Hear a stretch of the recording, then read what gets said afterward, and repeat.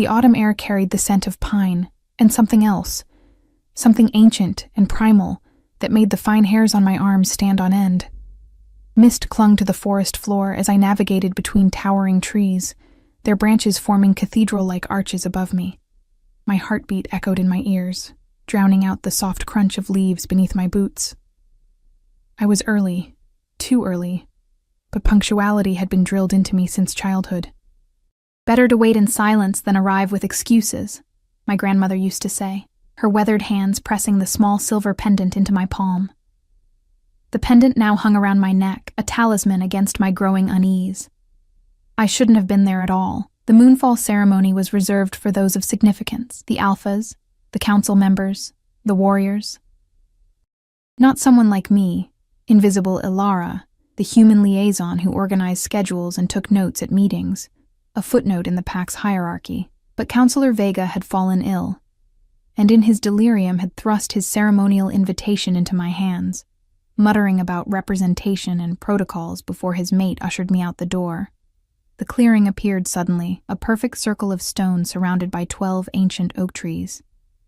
At its center stood a raised dais of polished obsidian that seemed to absorb what little light filtered through the canopy, the ceremonial altar for the crowning of the new Alpha King. I hesitated at the edge, feeling like an intruder in a sacred space. No one else had arrived yet, the ceremony not set to begin for another hour. My decision to come early now felt less like prudence and more like folly. My grandmother's pendant grew warm against my skin as I stepped into the clearing. "This has protected our family for generations," she had told me the night before she died. "When you feel lost, it will guide you home." I'd thought it just another of her superstitions, but as I traced the intricate wolf design with my fingertip, I wondered if there was more truth to her words than I'd allowed myself to believe. The stone beneath my feet hummed with energy. Without thinking, I moved toward the dais, drawn by some inexplicable force. The obsidian gleamed, reflecting my pale face and light blonde hair that tumbled past my shoulders. I looked nothing like them, the shifters with their perfect physiques and predatory grace. In their world, I was a curiosity at best, a liability at worst, yet here I stood, in the most sacred place of their kind, completely alone. "Just a peek," I whispered to the silent forest, setting my bag down beside the dais. What harm could it do to see where their new king would stand? I climbed the 3 obsidian steps, feeling a strange tingling sensation spread from my feet upward. At the center lay a circular depression, with intricate runes carved around its edge. Without thinking, I knelt to trace them with my finger. That's when it happened. The pendant at my neck flashed hot, nearly burning my skin.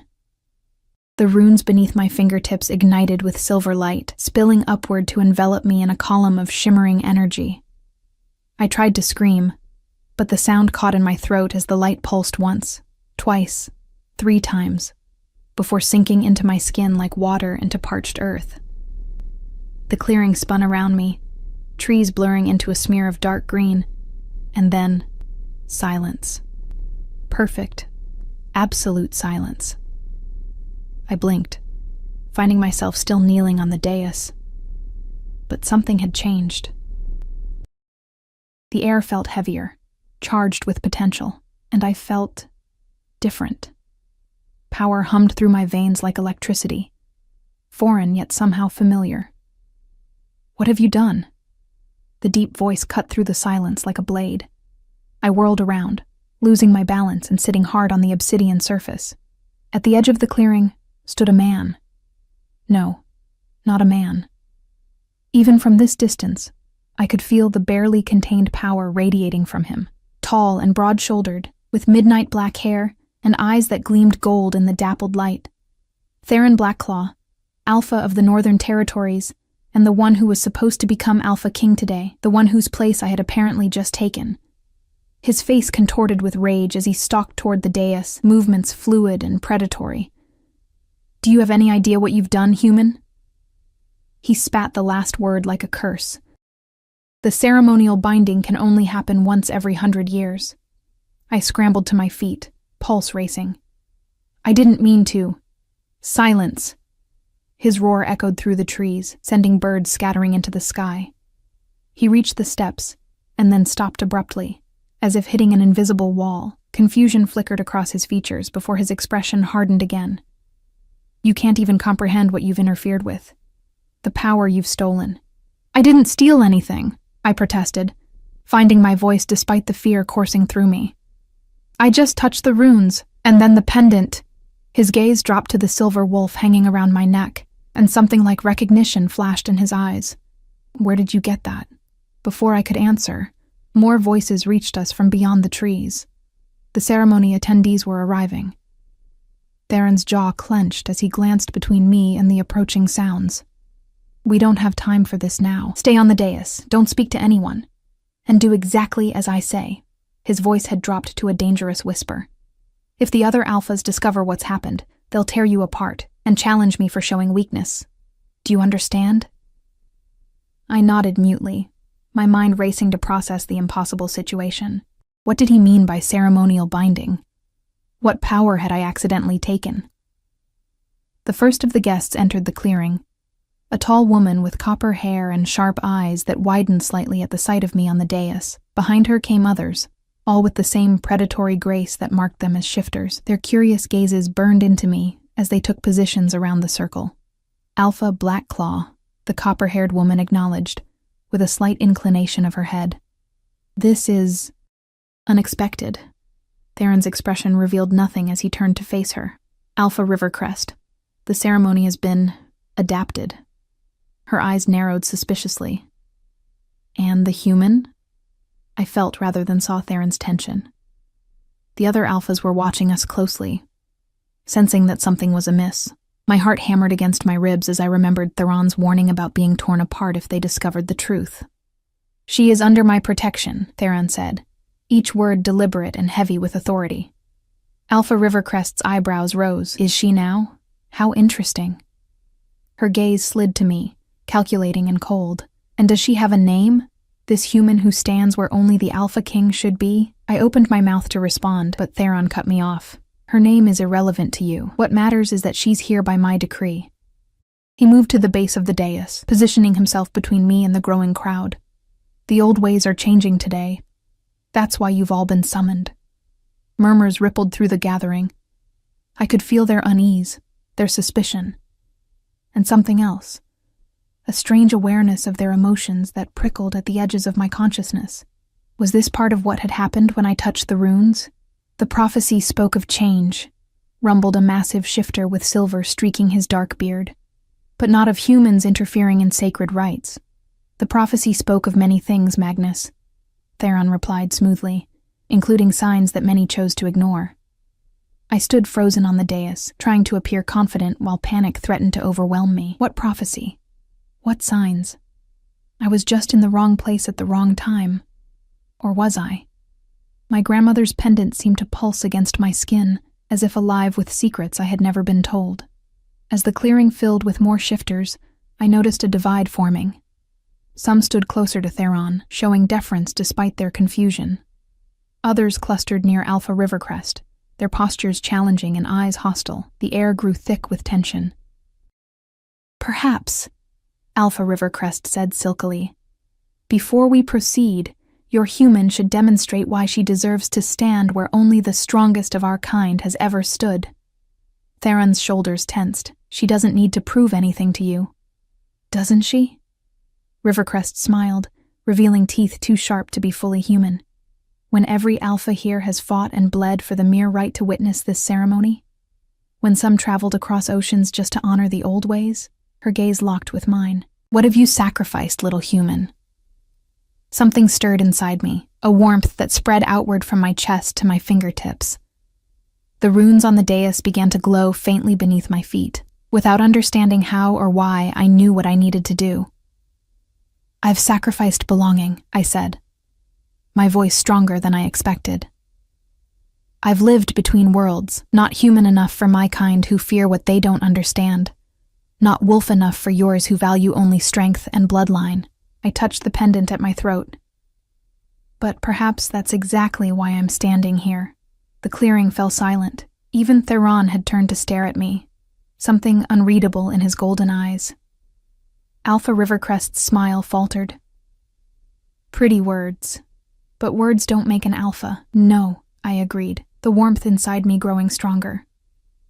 Actions do. Before anyone could respond, a piercing howl cut through the forest. Then another, and another, growing closer by the second. Alarms spread through the gathering as shifters turned toward the sound. "Border guards," Magnus growled. "Something's wrong." A young shifter burst into the clearing, blood streaming from a gash across his forehead. "Hunters," he gasped, collapsing to one knee. "Dozens of them, with silver weapons and something else, some kind of gas. They've broken through the eastern perimeter." Chaos erupted as the assembled alphas began shouting orders. Theron vaulted onto the dais beside me, his expression grim. "This shouldn't be possible," he said, almost to himself. "The ceremonial grounds are protected by ancient magic. Humans shouldn't even be able to find this place." "Unless they had help," Alpha Rivercrest suggested, her cold gaze shifting meaningfully between Theron and me. I felt the accusation like a physical blow. "I would never—" "We don't have time for this," Theron cut in. "The ceremony is compromised. Everyone needs to retreat to safety." But as the words left his mouth, the first hunters appeared at the edge of the clearing, faces masked and weapons raised. The shifters closest to them began to transform, bones cracking and reforming as human shapes gave way to massive wolves. But something was wrong. Some of them seemed to struggle with the transformation, movements sluggish and pained. "The gas," I realized aloud. "It's affecting their ability to shift." Theron's eyes met mine, surprise evident in their golden depths. Then his expression hardened as he turned to face the threat. "Get off the dais," he ordered. "Run into the forest. I'll find you when this is over." But as I moved to obey, the pendant burned against my skin once more, and the runes beneath my feet flared to blinding brightness. A voice that wasn't my own seemed to whisper in my mind, "Stay. This is why you are here." I froze, torn between Theron's command and this inexplicable certainty.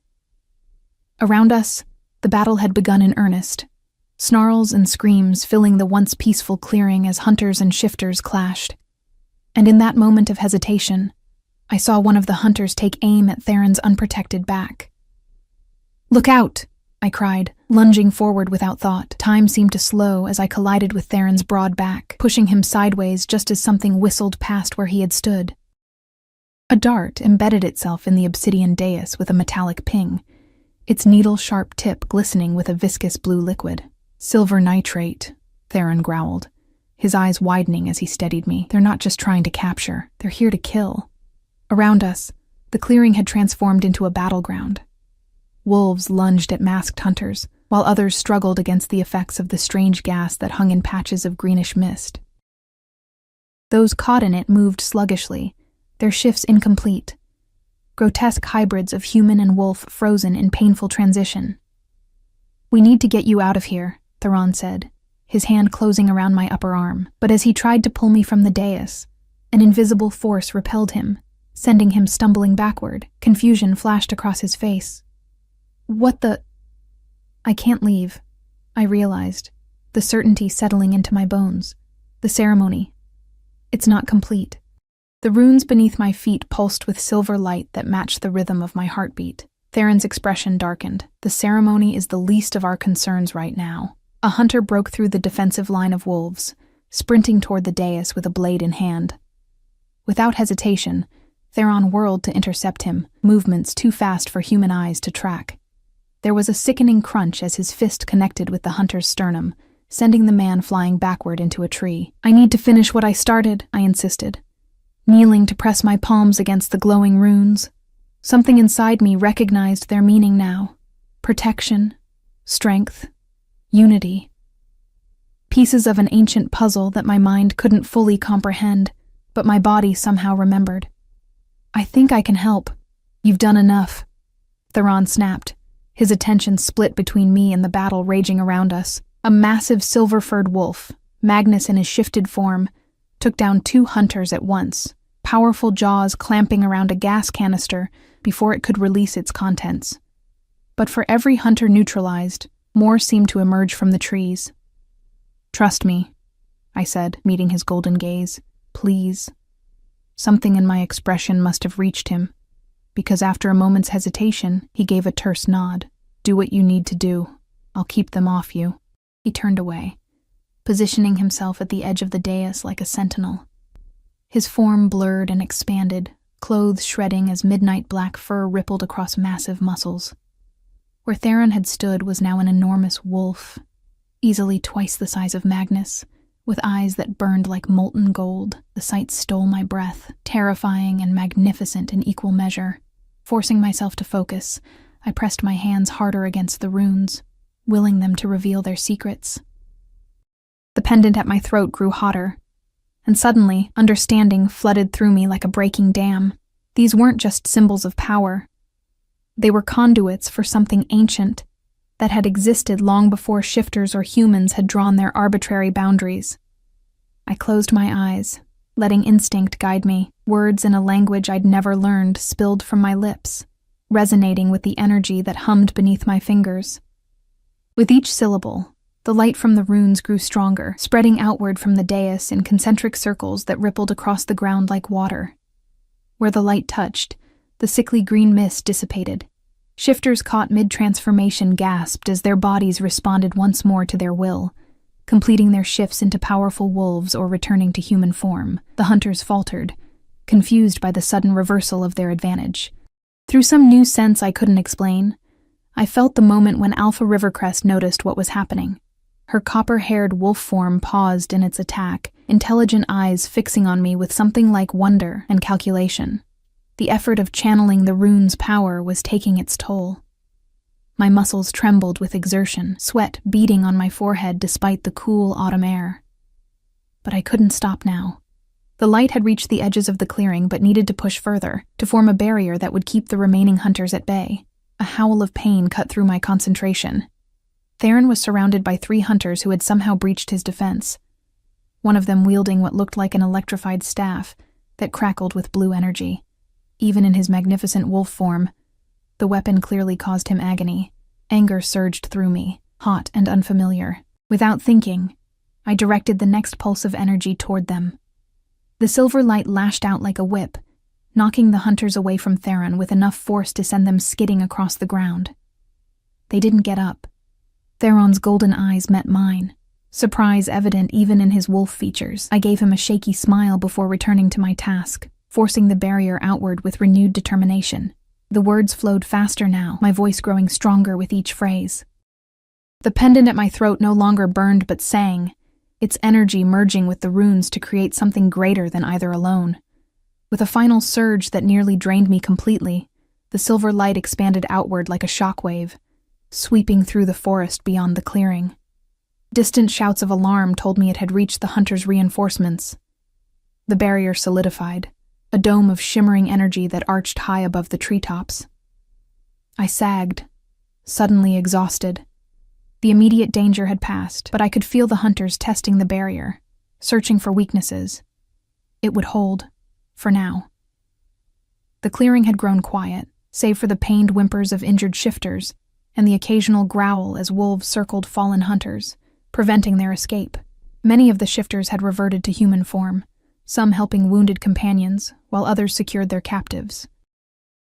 Theron shifted back as well, unmindful of his nudity as he strode to a fallen pack member, checking for injuries before issuing quiet orders to those nearby. Even wounded, his authority was absolute, his movements economical and decisive.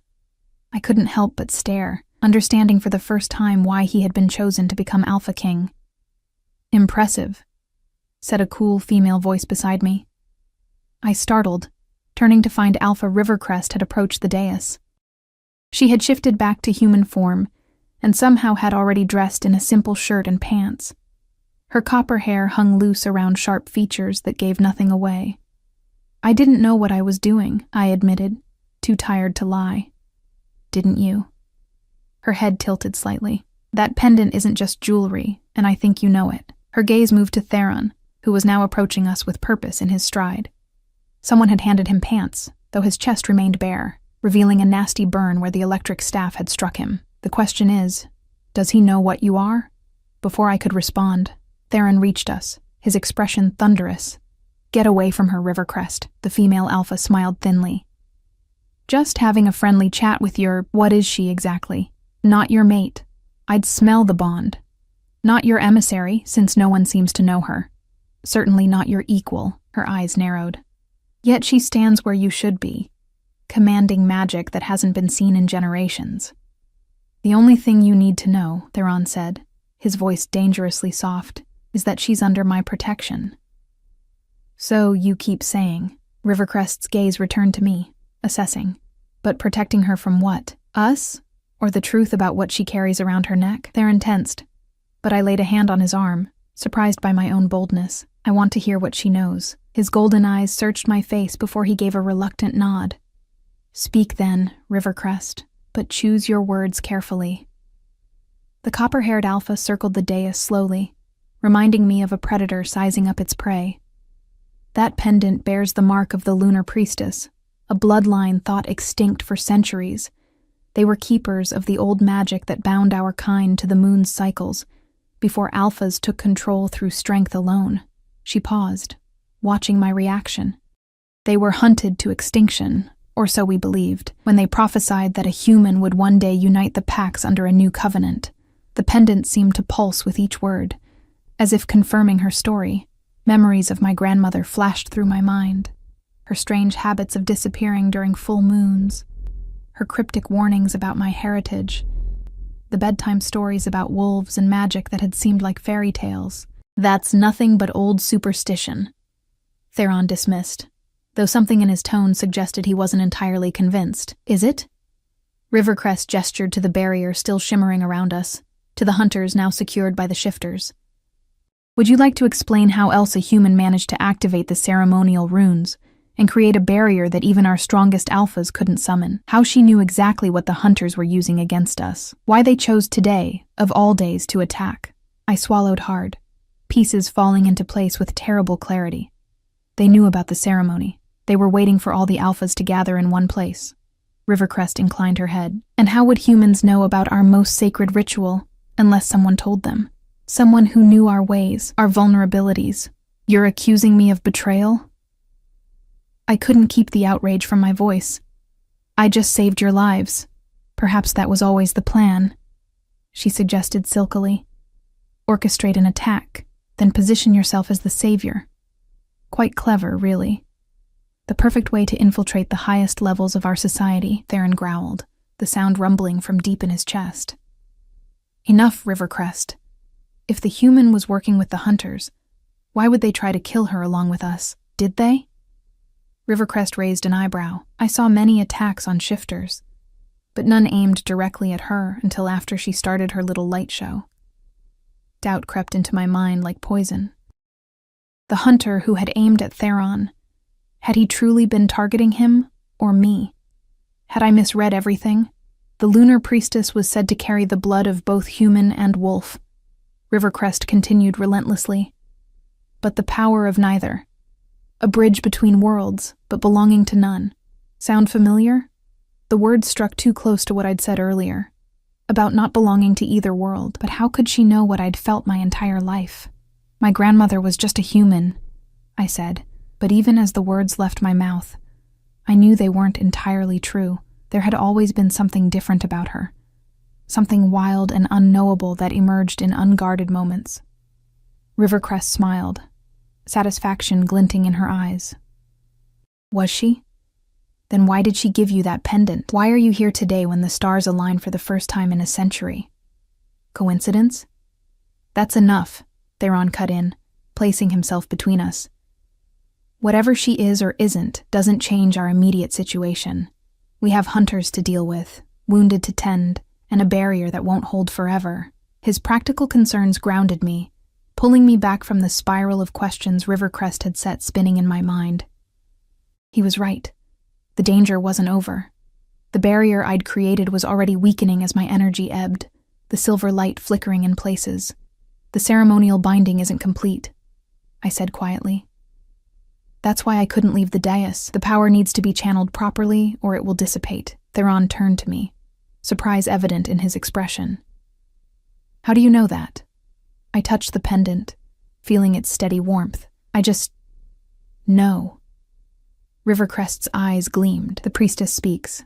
Perhaps we should listen. Around us, the other alphas had gathered, drawn by our conversation. Magnus stood nearby, his massive frame now clothed, though blood still matted his silver-streaked beard. His gaze was wary but not hostile as he regarded me. If the human can maintain the barrier, he rumbled, we have time to evacuate our wounded and question the prisoners. I, for one, would like to know who sent them and how they found us. Murmurs of agreement rose from the assembled shifters. Even those who had stood with Rivercrest earlier now looked to me with something approaching respect, or at least pragmatic acceptance. Theron studied me for a long moment, his golden eyes unreadable. Then he nodded once, decision made. Complete the ceremony, he said. But not alone. Before I could ask what he meant, he stepped onto the dais, the obsidian accepting him where before it had rejected his presence. He took my hands in his skin burning hot against my own. Together, he said. And it wasn't a request. His hands engulfed mine, calloused palms against my smoother skin, his heat seeping into my bones. The contrast wasn't lost on me, his raw power against my slender frame. Predator and prey joined in an unlikely alliance. Yet as our fingers interlaced, I felt something shift between us. Recognition, perhaps. Not equals, not yet, but something more complex than mere hierarchy. I don't know what to do, I admitted, my voice barely above a whisper. Theron's golden eyes held mine steadily. Yes, you do. The magic chose you, trust it. Around us, the alphas had formed a circle, their expressions ranging from outright hostility to cautious acceptance. Alpha Rivercrest watched with calculating eyes, while Magnus stood like a sentinel, arms crossed over his massive chest. Beyond them, the injured were being tended to, and captured hunters sat bound and blindfolded against the ancient oaks. The barrier I'd created was growing more transparent by the moment, my waning strength no longer sufficient to maintain it. If I didn't complete the ceremony soon, we would all be vulnerable again. I closed my eyes, trying to recapture that sense of knowing that had guided me before. For several heartbeats, there was nothing. Just my own fear and doubt churning inside me. Then Theron's thumb brushed across my knuckles, a small gesture of reassurance, and suddenly the knowledge unfurled in my mind like a blooming flower. We need to complete the circle, I said, opening my eyes. The power was meant to flow between us, not rest with one alone. Something flickered in Theron's expression, surprise, and perhaps a grudging respect. The old texts mentioned a balance, but they were vague. No Alpha King has ever shared power. Maybe that's why they've always failed, I suggested quietly. His jaw tightened, but he didn't argue. What do we need to do? Kneel, I said, the word coming to me from that same inexplicable source of knowledge. When he hesitated, I added, trust me, please. After a moment that stretched like eternity, Theron lowered himself to one knee before me. His proud head bowed. A collective gasp rose from the watching alphas. In their world, such a gesture from an alpha of his stature was unthinkable. My heart raced as I placed my palms on his broad shoulders, feeling the coiled strength beneath my fingers. The pendant at my throat grew warm, and I knew the next words without having to search for them. Do you accept the burden of leadership not through conquest but through service? I asked, my voice stronger than I expected. Do you pledge to protect not just the strong but the vulnerable? To value wisdom alongside strength, mercy alongside justice? Theron's head lifted, his golden eyes meeting mine with an intensity that stole my breath. I do, he said, the words resonating with unexpected depth. The runes beneath us flared to life once more, their silver light spiraling upward to encircle us both. Where before the energy had felt raw and uncontrolled, now it moved with purpose, weaving between us like threads binding two pieces of cloth. Then rise, I said, not as conqueror, but as guardian, not as ruler, but as protector. Rise as Alpha King, bound to your people by covenant rather than fear. As Theron stood, the light concentrated around his head, forming a crown of shimmering silver that solidified into a circlet of intricately wrought metal. Similar light gathered at his wrists, forming vambraces etched with the same runes that adorned the dais. "Now you," he said. And before I could process his meaning, he was kneeling again, this time pulling me down to kneel before him. "What are you doing?" I asked, suddenly uncertain. "Completing the circle," he replied, his large hands gentle but firm on my shoulders. "Do you accept the burden of vision alongside my strength? Do you pledge to speak truth to power? To uphold the covenant when strength alone would break it? To stand as bridge between worlds divided by fear and ignorance?" The questions caught me off guard. This wasn't part of any ceremony I'd instinctively known. This was Theron, improvising, creating something new between us. I faltered, overwhelmed by the weight of what he asked. His hands tightened slightly on my shoulders. "You started this. You can't walk away now." He was right. Whatever had begun when I'd touched the runes, I was irrevocably part of it now. I took a deep breath, steadying myself. "I accept," I said finally. "I pledge to uphold the covenant, to speak truth, to bridge divides." The silver light that had crowned Theron now flowed toward me, concentrating around my throat where the pendant lay.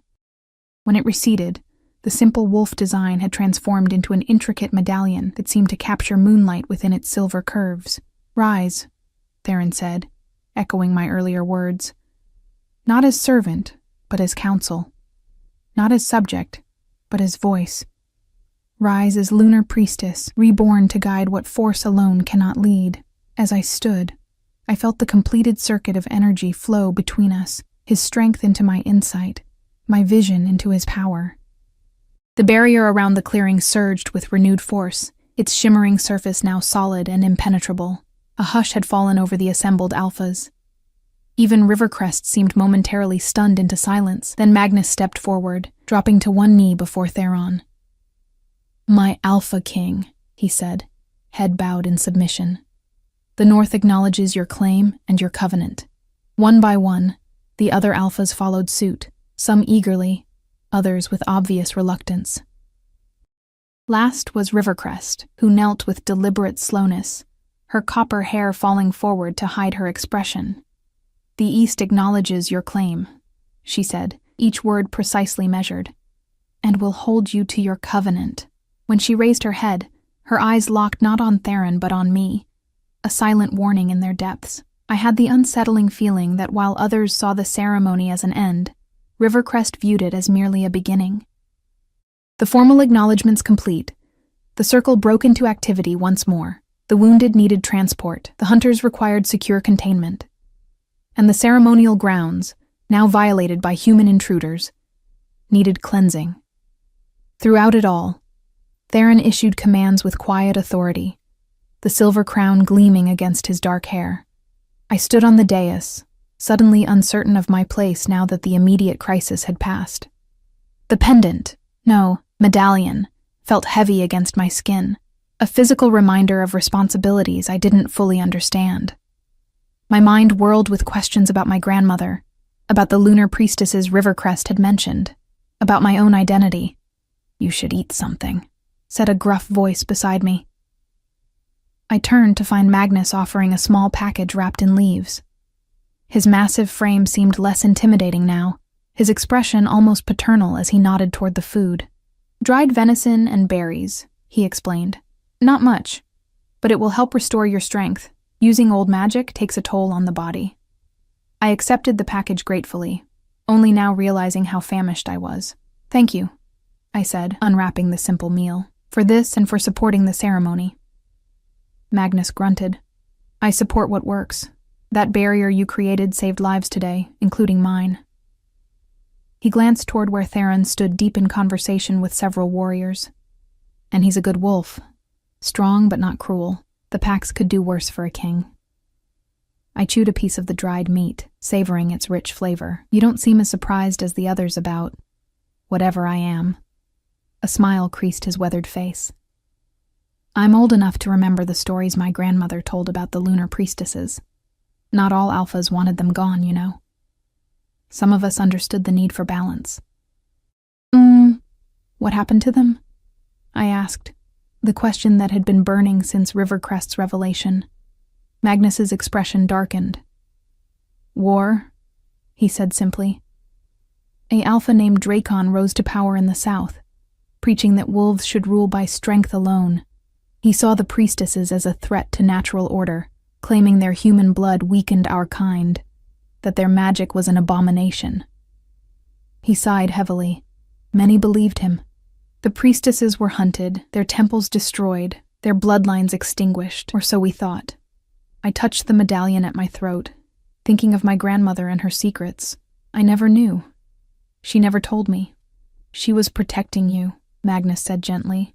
Knowledge can be dangerous. If Dracon's descendants had discovered a priestess bloodline had survived. He didn't need to finish the thought. The implication was clear enough. His descendants, I repeated, a chill running through me despite the afternoon sun. They're still around? Magnus's gaze shifted meaningfully toward where Rivercrest stood, her copper hair gleaming as she directed her pack members. Power doesn't fade from bloodlines easily. Before I could ask more questions, Theron approached, his expression grim. The hunters are refusing to talk, he said without preamble. But we found this on their leader. He held out a small metal object, a pin or badge embossed with a design I recognized with sickening clarity, a stylized flame encircling a wolf's head. The purifiers, I whispered, cold dread pooling in my stomach. But that's impossible. They were disbanded years ago. Theron's eyebrows rose. You know of them? I nodded, memories surfacing of whispered conversations overheard in my childhood, of my grandmother's perpetual vigilance. A human organization dedicated to eradicating supernatural threats. They were officially shut down by the government decades ago for human rights violations. I swallowed hard. My grandmother used to warn me about them. I thought they were just stories to keep me from wandering too far from home.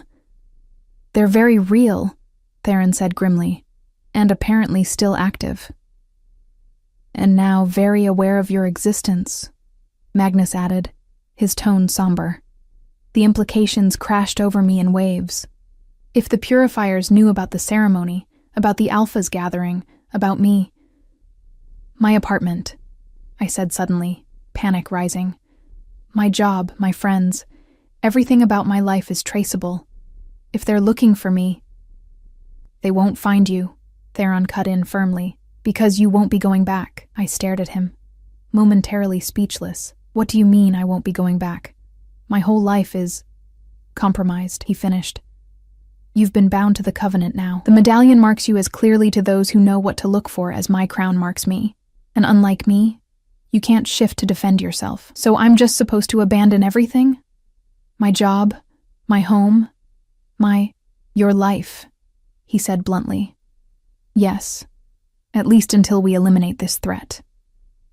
Anger flared inside me, hot and unexpected. You don't get to decide that for me. I didn't ask for any of this. Neither did I, Theron replied, his voice dangerously soft. Yet here we stand, bound by choices made in moments of necessity. I didn't ask for a human priestess any more than you asked for a wolf king, but we're connected now, whether we like it or not. The truth of his words only fueled my frustration. I turned away, blinking back tears that threatened to spill. Everything was happening too fast. One moment I was a nobody assistant delivering a message. The next I was some long-lost magical priestess bound to a wolf king and hunted by fanatics. I need a minute, I managed, stepping off the dais. To my relief, neither Theron nor Magnus tried to stop me as I walked to the edge of the clearing, needing space to think. The barrier I'd created still shimmered at the perimeter, though its intensity had lessened now that immediate danger had passed. Beyond it, the forest stretched vast and indifferent to the drama unfolding within our protected circle. Birds had begun to sing again, their simple melodies a stark contrast to the complexity of my new reality. Overwhelming, isn't it? Said a female voice behind me. I turned to find a slender woman with silver-streaked dark hair watching me with kind eyes.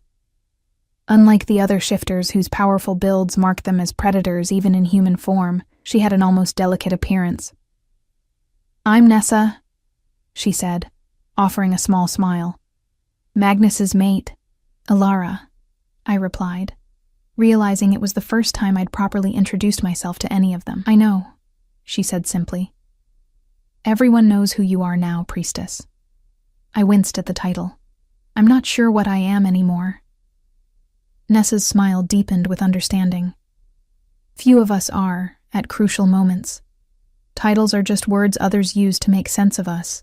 They don't define who we truly are.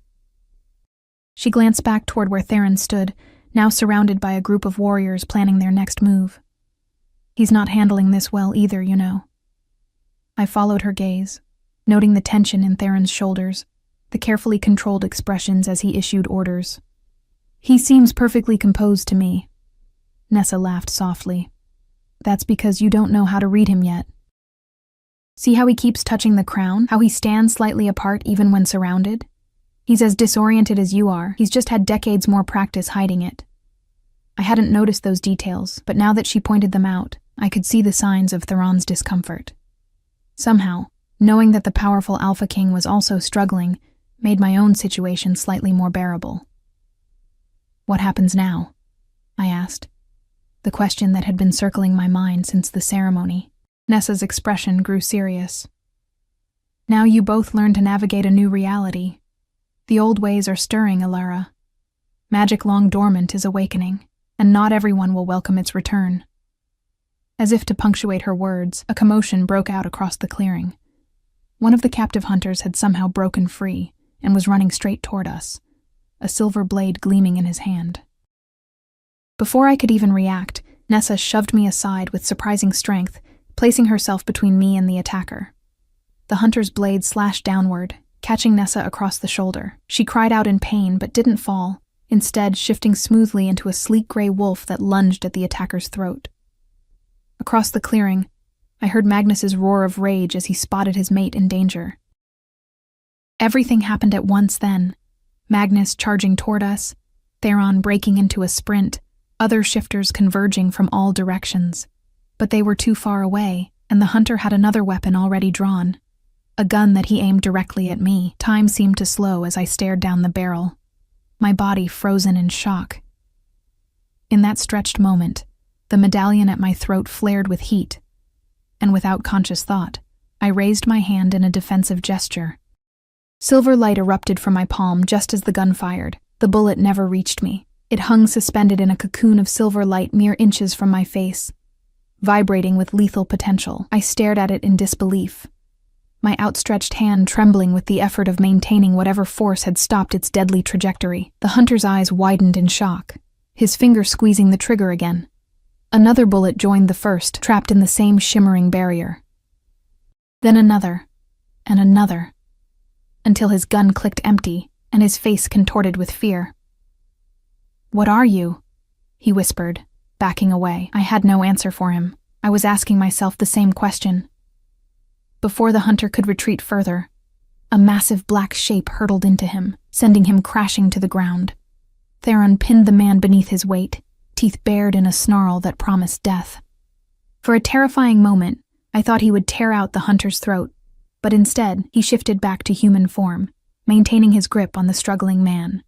"Chain him," Theron ordered the warriors who had reached us. "Double restraints and check all the others. I want them secured before transport." As the hunters were dragged away, Theron turned to me, his golden eyes assessing. The bullets still hung suspended in the air between us, their deadly momentum trapped in my instinctive magic. "You can release them now," he said quietly. "Into the ground, away from anyone." I nodded, focusing on directing the lethal projectiles downward. With a flick of my wrist, the silver light dissipated, and the bullets dropped harmlessly into the earth with soft thuds. "Nessa," I gasped, suddenly remembering the woman who had placed herself in harm's way to protect me. I turned to find her already being tended to by Magnus, his enormous hands surprisingly gentle as he examined the slash across her shoulder. She had shifted back to human form, someone's jacket draped over her for modesty. "Silverblade," Magnus growled, his face dark with fury. "But not deep. She'll heal." Nessa offered me a pained smile. "See, I told you the old magic was awakening." Relief flooded through me, followed immediately by exhaustion so profound my knees buckled. Theron caught my arm before I could fall, his grip firm but careful. "You've pushed too far, too fast," he said, concern edging his voice. "The old magic demands a price from its wielder." "I didn't mean to," I murmured, leaning against him despite myself. It just happened. Instinct, Theron said, his arm sliding around my waist to support me. Like a wolf's first shift, the body knows what to do even when the mind doesn't understand. The comparison surprised me, not just the acknowledgement that I possessed something akin to their shifter nature, but the simple fact that he was trying to help me make sense of it. This wasn't the cold, threatening alpha who had confronted me when I first appeared on the dais. Something had changed between us, though I couldn't quite define what. We need to move, Magnus said, lifting Nessa carefully in his arms despite her protests that she could walk. The barrier won't last forever, and we don't know if the hunters have reinforcements waiting.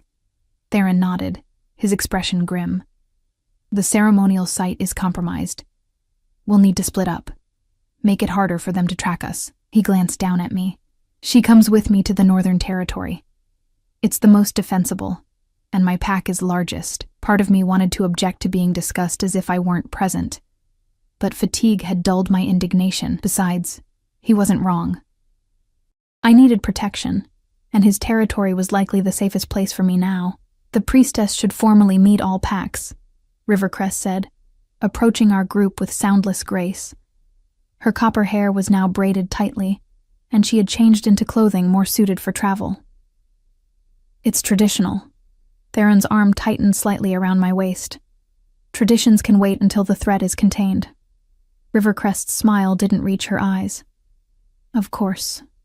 Safety first. But remember, Alpha King, the Covenant binds you to all packs, not just your own. I haven't forgotten, Theron replied, his tone neutral, but with an edge that caused Rivercrest to incline her head in deference, though something in her posture suggested it was more performance than genuine submission. As she walked away, I murmured, "She doesn't like me very much. Rivercrest doesn't like anyone who might threaten her power," Theron said quietly. "And you, little priestess, represent a significant shift in the balance she's grown comfortable with." "I'm not trying to threaten anyone," I protested weakly. His chuckle rumbled through his chest, vibrating against my side where he held me. "Intentions mean little in power struggles. Your mere existence changes things. Ancient magic awakening, old covenants renewed. Change is threatening to those who've mastered the current order." Before I could respond, he turned to Magnus. "Take your pack and the western alphas along the river route. We'll head through the high passes. Send word when you've reached safety." Magnus nodded, adjusting Nessa in his arms. "And the hunters?" "Divided between our packs for questioning," Theron decided. "I want to know who sent them, and how they found us, and most importantly, what they know about her." His gaze flicked to me, then back to Magnus. "Keep your prisoners isolated from each other. If their stories match too perfectly, they've been coached." Magnus finished with a grim nod. "We'll get the truth one way or another." A shiver ran through me at his tone. For all their human appearances and civilized ceremony, these were predators with their own justice. I wondered what that might entail for the captured hunters, then decided I probably didn't want to know. Theron turned to address the gathering, his voice carrying across the clearing without effort. "We move in 15 minutes. Northern packs with me, southern and eastern with their alphas, western with Magnus. Wounded transported first, prisoners secured. Leave no traces." The assembled shifters dispersed immediately, their movements efficient and purposeful. Within minutes, stretchers had been fashioned for the more severely injured, and the hunters were blindfolded and bound in small groups. I remained at Theron's side, partly because his arm still supported me, partly because I had nowhere else to go. The reality of my situation was beginning to sink in. I couldn't return to my apartment, my job, my carefully constructed human life. Everything had changed in the space of a few hours, and I was adrift in a world I barely understood. "What about my things?" I asked suddenly, thinking of practical matters. "I don't even have a change of clothes." Theron glanced down at me, something like surprise flickering in his golden eyes, as if he hadn't considered such mundane concerns. "We can send someone to collect essentials from your home, discreetly." "The purifiers might be watching by now," I pointed out. He nodded, conceding the point. "Then we'll provide what you need until it's safe." It was a small reassurance, but somehow it helped to focus on these practical details rather than the larger, more overwhelming questions about my identity and future.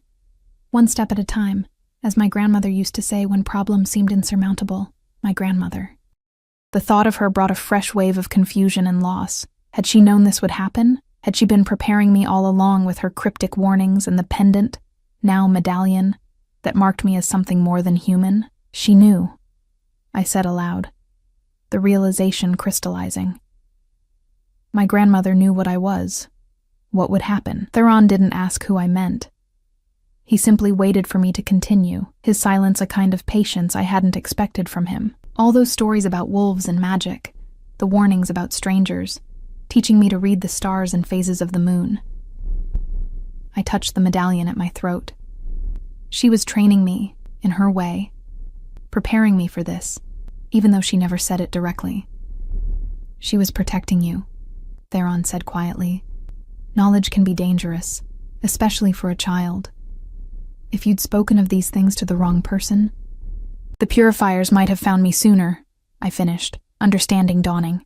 She kept me safe as long as she could. He nodded, his expression softening slightly. She must have been a remarkable woman. She was, I agreed, surprised by the grief that welled up after so many years. My grandmother had died when I was 16, taking her secrets with her, or so I'd thought. Now I wondered how much she'd left behind in symbols and stories, clues I'd been too blind to recognize.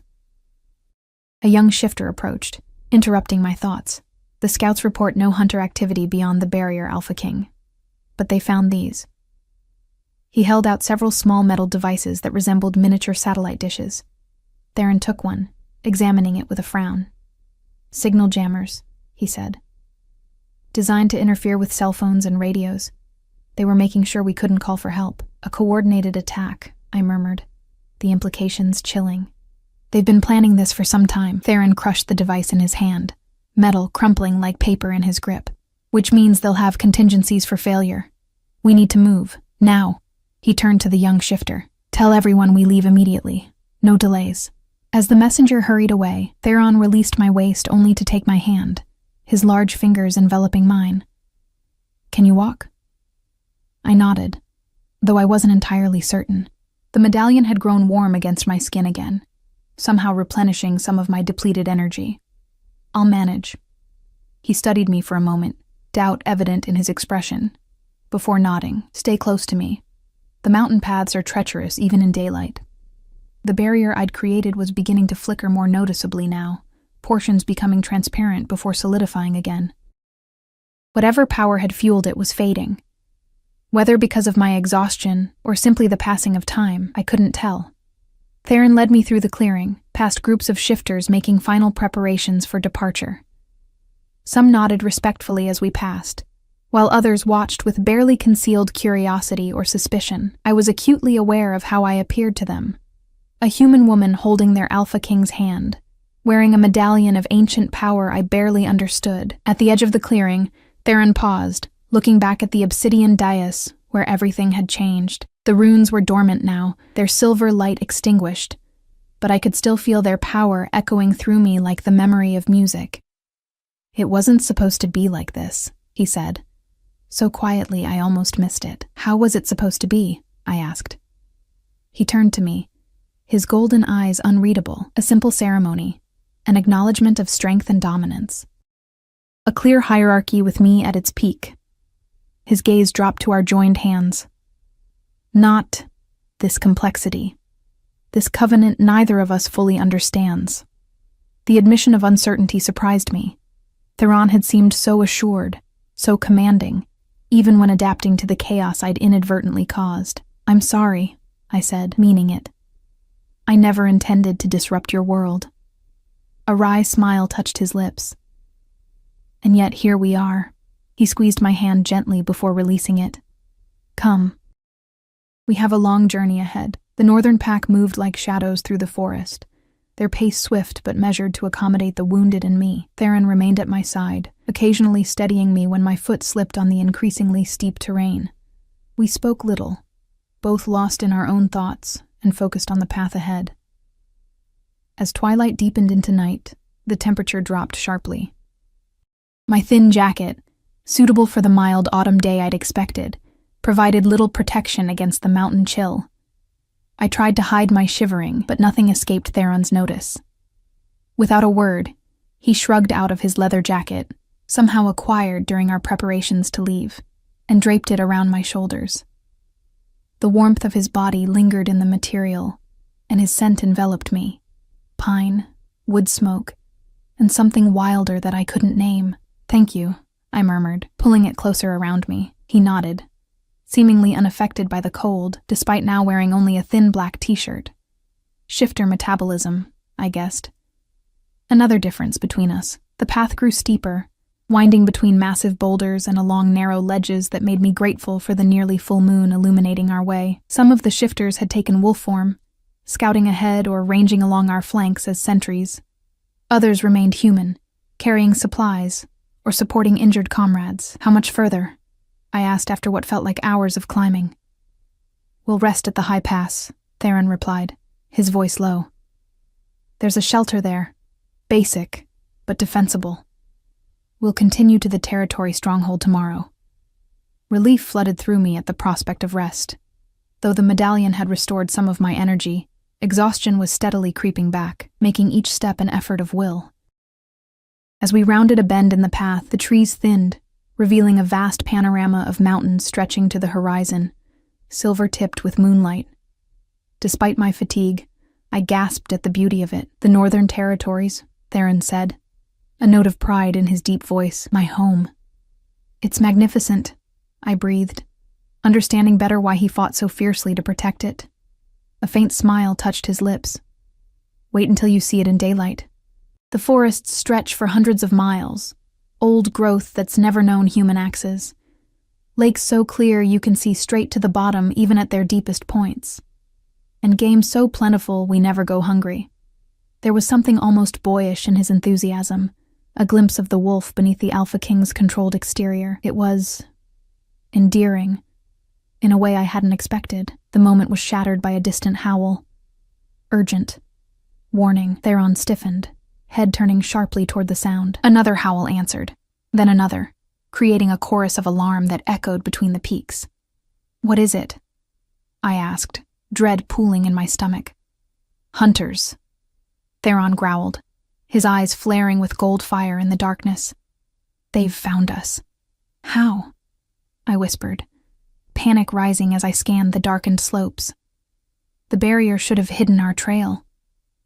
Theron's expression hardened as he surveyed his pack members, who had halted at the warning howls. "They must have tracked us another way." His gaze dropped to the medallion at my throat, which had begun to glow faintly in the darkness. Or someone, understanding, hit me like a physical blow. The magic. They're tracking the magic. He nodded grimly, already issuing orders to his lieutenants. "Split into 3 groups. Decoys head east and west. Main group continues north with the wounded. Silent travel. No lights." He turned to a tall female shifter with a scar running down her cheek. "Kira, you're in charge of the eastern group. Draw them away from the pass," she nodded, immediately gathering a handful of volunteers. "What about me?" I asked, already knowing the answer. "You come with me," Theron said, his tone leaving no room for argument. "We need to get that medallion away from the main group." My hand instinctively closed around the silver wolf design. "I don't think I can take it off. It feels attached somehow." "Then we become the bait," he said simply. "We'll lead them west, away from the others." Fear and determination warred within me. I was exhausted, untrained, and now apparently a beacon for those who wanted us dead. But Theron was right. I couldn't endanger the wounded and the rest of the pack. "Okay," I agreed, steeling myself. "I'm with you." Something flashed in his golden eyes. Approval, perhaps, or surprise at my lack of protest. He turned to a massive shifter with close-cropped dark hair. "Dominic, you lead the main group to the stronghold. Full security protocols when you arrive." "Yes, Alpha." Dominic clasped Theron's forearm briefly, before moving to organize the largest portion of the pack. "What about the prisoners?" I asked suddenly, realizing I hadn't seen the captured hunters for some time. "Already sent ahead with our fastest wolves," Theron replied. too valuable to risk losing. Within minutes, the pack had reorganized into 3 distinct groups that melted away in different directions, leaving just Theron, myself, and 4 other shifters who would accompany us as we led the hunters on a false trail. "Can you keep up?" Theron asked, studying me with concern. I was about to assure him I could when one of the other shifters spoke. "She'll slow us down, Alpha. We should carry her." Before I could protest this undignified suggestion, Theron shook his head. "She needs to leave her own scent trail. And the medallion's magic will be stronger if she's moving under her own power." He met my eyes. "But if you need help, ask. Pride has no place in survival." I nodded, grateful for his understanding. "I'll keep up." Our small group set off westward, moving as quickly and quietly as possible along a narrow ridge. The moon had risen fully now, bathing the landscape in silver light that reminded me of the magic that flowed through the medallion. I wondered if that was coincidence or design, if the lunar priestesses had somehow harnessed the moon's energy in their rituals. We had traveled perhaps 2 miles when the first gunshot shattered the night silence. It came from far behind us, where the eastern decoy group had headed. "They're engaging," murmured one of our companions, a lean woman with silver-streaked black hair. Theron's jaw tightened. "Keep moving. Kira knows what she's doing." We pushed on, the terrain growing increasingly difficult. Loose scree that threatened to send us sliding down the mountainside, narrow passages between towering rock formations, fallen trees that had to be climbed over rather than circumvented.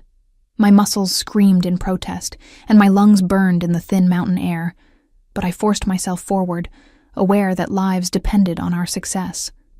The medallion at my throat pulsed with each labored heartbeat, its glow steadily brightening as we moved. Whether responding to my exertion or the growing danger, I couldn't tell, but its light soon became impossible to conceal. "It's getting brighter," I warned Theron, who glanced back with a frown. "We need to use that," he decided, turning to the silver-haired woman. "Lyra, double back with Elliot. Create false trails, then circle to the stronghold. Make them chase shadows." The 2 shifters nodded, disappearing into the darkness with silent efficiency.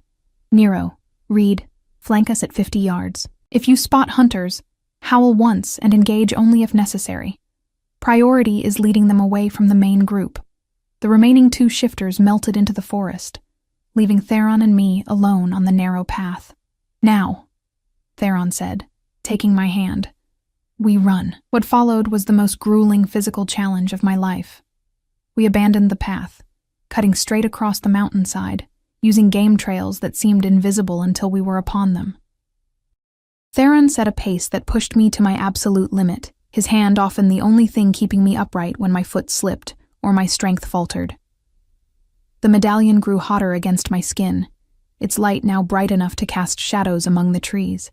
Far behind us, I heard shouts, and occasionally the crack of gunfire. The hunters had taken the bait. "They're following the magical signature," Theron confirmed, pausing to let me catch my breath. Just as I thought. "How?" I gasped, hands on my knees as I gulped in the thin air. "The same way they found the ceremony site, they must have some way of detecting the old magic." His golden eyes reflected the medallion's glow as he studied it. "Can you try to dampen it somehow? Direct the energy inward instead of outward?" I straightened, touching the silver wolf with uncertain fingers. "I don't know how. Everything so far has just happened." "Try," he urged. "Focus on containing the light, like drawing a curtain around a lamp." Closing my eyes, I concentrated on the warm pulse of energy that flowed from the medallion. It felt alive somehow, responding to my emotions. Brightest when I was afraid, dimmer when I felt secure. Understanding dawned slowly. The medallion was a protection talisman, designed to flare strongest when danger threatened. "I need to feel safe," I murmured, opening my eyes to find Theron watching me intently. "What?" "The medallion responds to fear. It's trying to protect me, so it shines brightest when I'm afraid." I took a deep breath. "I need to calm down, to feel secure even though we're being hunted." Theron considered this, then stepped closer, his large hands coming to rest on my shoulders. "Then we make you feel safe." His voice dropped to a rumble that seemed to resonate through my entire body. "Listen to me, Alara. I am Alpha King. the most powerful shifter in 12 territories. Nothing will harm you while you're under my protection. Not hunters, not rival alphas, not the elements themselves. His certainty washed over me, absolute and unwavering. This close, his scent enveloped me, pine and wood smoke, and that indefinable wildness that I now recognized as simply him. His golden eyes held mine, intense and steady. "Breathe with me," he instructed, his hands sliding from my shoulders to cup my face. Slow and deep, I obeyed, matching my breathing to his, feeling my racing heart gradually slow. With each exhale, I imagined the fear flowing out of me, replaced by the steady confidence that radiated from Theron. He was right. He was the Alpha King, bound to me through ancient magic, and he would let nothing harm me. The medallion's glow began to fade, dimming until it was barely visible beneath my jacket. "It's working," I whispered, afraid to break the spell. Theron nodded, satisfaction in his eyes, though he didn't release my face. For a long moment, we stood there in the moonlight, connected by touch and shared breath, and something deeper that neither of us fully understood. A distant howl broke the moment, one of our flanking shifters signaling danger. "We need to move," Theron said, releasing me reluctantly. "Can you maintain that calm while we travel?" I nodded, though uncertainty crept at the edges of my newfound composure. "I think so." "Remember," he said, taking my hand once more, "I won't let anything happen to you." We set off again, moving more cautiously now that the medallion's light no longer gave away our position. The forest grew thicker as we descended the western slope, ancient pines creating a canopy that blocked much of the moonlight. Without Theron's superior vision, and my hand firmly clasped in his, I would have been hopelessly lost. Another howl reached us, closer this time, followed by the unmistakable sound of gunfire. Theron tensed, clearly torn between continuing our flight and going to aid his pack member. "Go," I urged him. "I'll keep moving north. You can find me by scent." He shook his head firmly. "We stay together. Reed can handle himself." As if to confirm his words, a pained human scream echoed through the trees, followed by silence. We pressed on, the terrain gradually leveling as we reached the bottom of a narrow valley. A stream gurgled somewhere nearby, the sound nearly drowned by our careful footsteps on the pine needle carpet. The air felt different here, warmer, heavy with moisture that clung to my skin and clothes. "Hot springs," Theron explained, noting my confusion. "They run throughout this valley. The minerals in the water mask scents, useful for throwing off trackers." Hope sparked within me. "So, we can lose the hunters here?" "If we're lucky," he agreed, leading me toward the sound of water. "But first, we need to rest. You're dead on your feet." I wanted to protest, but he wasn't wrong. Despite the medallion's energy and my determination, I was reaching the limits of human endurance. We'd been moving for hours without rest. After a day that had already drained me physically and emotionally, the stream appeared suddenly, a ribbon of silver in the darkness, steam rising from its surface where hot springs fed into the cooler mountain water. Theron led me to a sheltered spot beneath an overhanging rock, where the bank created a small sandy beach beside a deep pool. "Rest here," he said, helping me sit on the soft sand. "I'll keep watch." I sank down gratefully, every muscle screaming in relief. The ambient heat from the springs enveloped me like a blanket, easing the mountain chill that had seeped into my bones. Theron shrugged off his pack, extracting a water bottle and some kind of protein bar that he handed to me. "Eat," he said. "You need to replenish your strength." The bar tasted better than anything had a right to, sweet and nutty with hints of dried fruit. I hadn't realized how hungry I was until the first bite hit my stomach. The water followed, cool and refreshing, reviving me slightly. "Thank you," I said, watching as Theron moved restlessly around our small sanctuary, checking sightlines and scenting the air. "For all of this, for protecting me." He paused in his vigilance, regarding me with that same unreadable expression I was beginning to recognize as his default when emotions threatened to surface. "The covenant binds us," he said finally, as if that explained everything. "Is that the only reason?" I asked, emboldened by exhaustion and the strange intimacy of our shared flight. Theron was silent for so long I thought he might not answer. Then he came to crouch before me, close enough that I could see flecks of amber in his golden irises. "No," he admitted, his voice low and rough. "Not the only reason." Before I could process his words, he stiffened, head turning sharply toward the forest behind us. "They're close." Fear surged through me, and with it, the medallion's light began to brighten once more. Theron's gaze dropped to it, his expression hardening with decision. "The hot springs," he said urgently. "The minerals in the water might mask the magical signature as well as scent. Get in." I glanced at the steaming pool dubiously. "With all my clothes on? No time to worry about staying dry," he said, already pulling me to my feet. "In. Now." The water was blissfully warm as I waded in, sinking up to my shoulders in the mineral-rich pool. Theron followed, his much larger frame causing the water level to rise around me. The medallion's glow dimmed immediately, as if smothered by the spring's murky depths. "Stay submerged to your neck," Theron whispered, moving closer until we were almost touching. "And whatever happens, don't make a sound." I nodded, forcing myself to breathe slowly and evenly despite the fear coursing through me. Above us, the night had gone quiet. Too quiet. No insects chirped, no night birds called. Only the gentle lapping of water against the bank broke the silence. Then came the sound of footsteps, careful, measured, human. Multiple sets, approaching from the forest. Voices murmured, too low for me to catch the words, but Theron's enhanced hearing obviously picked them up. His face darkened as he shifted minutely closer, one arm sliding around my waist beneath the water. "They're sweeping the area," he breathed against my ear, his lips barely moving. "They have some kind of detector, but it's confused by the springs." I closed my eyes, willing the medallion to remain dormant, focusing on the security of Theron's arm around me, rather than the danger lurking at the forest's edge. His solid presence anchored me, his warmth more comforting than the hot spring surrounding us. The footsteps grew closer, stopping at the edge of our small beach. I dared not open my eyes, afraid that even the faintest glimmer of the medallion might give us away.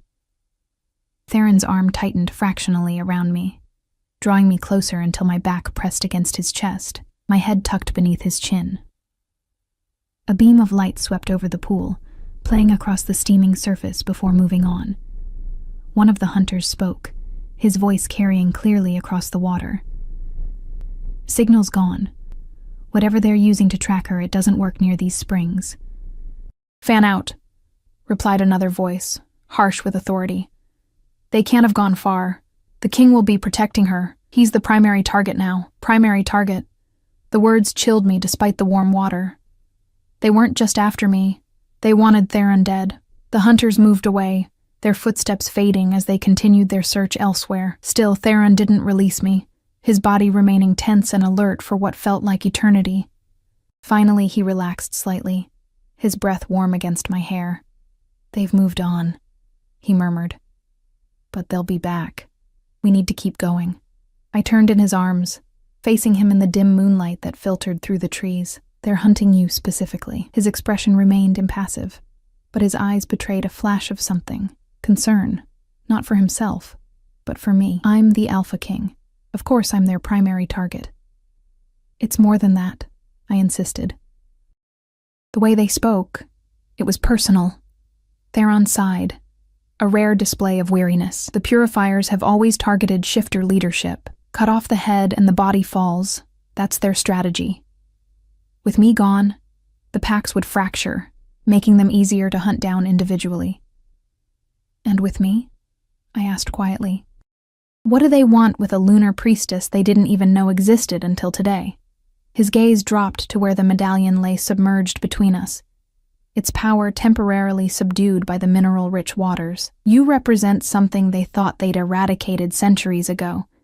The balance between human and shifter worlds. The old magic that protected both." His eyes met mine again, intense and serious. "You're living proof that their campaign of extinction failed." Understanding dawned slowly. "So I'm a symbol." "More than that," Theron said, his voice deepening. "You're the fulfillment of a prophecy they've feared for generations. that the priestess bloodline would return when the packs needed unity most. His hand rose to cup my cheek, his touch gentle despite the calluses on his palm. That's why the ceremony accepted you. Why the magic responded to you. This was meant to be, Alara. The weight of his words settled over me. Not just the destiny he described, but the acceptance I heard in his voice. No longer was I an interloper who had disrupted his ceremony, but someone he recognized as having a rightful place beside him. I don't know how to be what they need, I confessed. The fear that had been building since the ceremony finally finding voice. A priestess, a symbol, a bridge between worlds. I was nobody before today, just a human who took notes at meetings and delivered messages. You were never just anything, Theron said firmly. The magic wouldn't have chosen you otherwise. His certainty was both comforting and terrifying. In the space of a day, my entire identity had been rewritten. Orphaned human to lunar priestess, invisible assistant to magical symbol, solitary woman to whatever I was becoming to the Alpha King who still held me in his arms. What happens now? I asked, echoing the question I'd put to Nessa hours earlier. Theron's thumb brushed across my cheekbone, leaving a trail of warmth that had nothing to do with the spring surrounding us. Now we survive the night, make it to the stronghold, rally the packs against this threat. His golden eyes held mine steadily. And you learn who you truly are, not just what others need you to be. The distinction was subtle but profound, an acknowledgement that beneath the titles and expectations, I was still Alara, still finding my way through this new reality. That he saw this, understood it, meant more than I could express. And us? I whispered, hardly believing my own boldness. This connection between us, is it just the covenant? Something shifted in his expression, the careful control giving way to an emotion I couldn't quite name. The covenant bound us, he said, his voice rough. But what grows between us now is something else entirely. Before I could respond, he tensed again, head lifting as he scented the air. They're coming back. We need to move, now. We emerged from the pool, water streaming from our sodden clothes. The night air felt frigid after the spring's warmth, but there was no time to worry about comfort. Theron took my hand once more, leading me downstream where the flowing water would help mask our trail. The medallion remained subdued, its glow barely visible beneath my wet jacket. Whether from the minerals still clinging to it, or my own growing sense of purpose, I couldn't tell. But I was grateful for the respite from its betraying light. We traveled through the remainder of the night, moving steadily northward as the valley gradually opened into wider, gentler terrain. Signs of the pack's territory became more evident. Boundary markers carved into ancient trees, the occasional small cabin tucked discreetly among the pines. Dawn was breaking when Theron finally stopped, his posture relaxing for the first time since we'd fled the ceremonial grounds. We're here. I looked around in confusion, seeing nothing but forest. Where? A smile tugged at his lips, the first real smile I'd seen from him. Look up. Following his gaze, I gasped. Above us, built into the massive trunks and spreading branches of ancient redwoods, was a complex of structures that blended so perfectly with the forest, I had walked right under them without noticing. Rope bridges spanned between platforms that housed cabin-like dwellings, some rising 5 or 6 levels into the canopy. The stronghold, Theron said, a note of pride in his voice, built by my great-grandfather, expanded by each generation since, invisible from the ground, defensible from all sides, and connected to a network of tunnels beneath the forest floor for emergency evacuation. It's incredible, I breathed, wonder momentarily overshadowing my exhaustion. Movement above caught my eye as sentries registered our presence. Within moments, rope ladders dropped from the lowest platforms, and shifters descended to meet us. The first to reach the ground was Dominic, the Lieutenant Theron had tasked with leading the main group to safety. Alpha King, he said, clasping Theron's forearm in greeting before turning to me with a respectful nod. Priestess, we feared the worst when you didn't arrive with the others. We had to lead the hunters away, Theron explained. What's the status of the pack? All accounted for, Dominic reported. The wounded are being treated. Eastern and Western decoy groups returned safely. 2 injuries, no casualties. The prisoners are secured in the underground holding cells. Relief washed through me at the news. No deaths, despite the hunters' best efforts. Somehow we had all made it through the night. And the other packs? Theron asked. Messages came in through the secure channels. All reached their territories safely, though Alpha Rivercrest reports they were pursued most of the way. Dominic's expression remained neutral, but something in his tone suggested he found this information noteworthy. Theron's eyes narrowed slightly. Just Rivercrest's group? Dominic nodded once, confirming the unspoken question. Someone had known which group to follow, someone with information they shouldn't have had. We'll discuss it later, Theron said, glancing at me. For now, the priestess needs rest and dry clothes. Prepare the oak chamber for her. Already done, Alpha, Dominic replied, gesturing toward the rope ladders. We anticipated your arrival. As we climbed toward the arboreal stronghold, my mind whirled with everything that had happened since dawn the previous day. I had arrived at a ceremonial site as a nobody, and would sleep tonight as a lunar priestess, bound to an Alpha King and hunted by fanatics. I had discovered a heritage I never knew I possessed, wielded magic I didn't understand, and found myself caught in the cross-currents of shifter politics I was only beginning to comprehend. Yet, as I reached the first platform and turned to find Theron right behind me, his golden eyes watching me with that same unreadable expression, I felt something I hadn't expected, a sense of belonging, not to a place, but to a purpose. To a future I would forge alongside this complex, powerful man who had somehow accepted me when I couldn't even accept myself. The medallion at my throat warmed gently against my skin, no longer a burden, but a promise. Whatever came next, hunters, rival alphas, ancient prophecies, I would face it not as the invisible human I'd been, but as the lunar priestess I was becoming.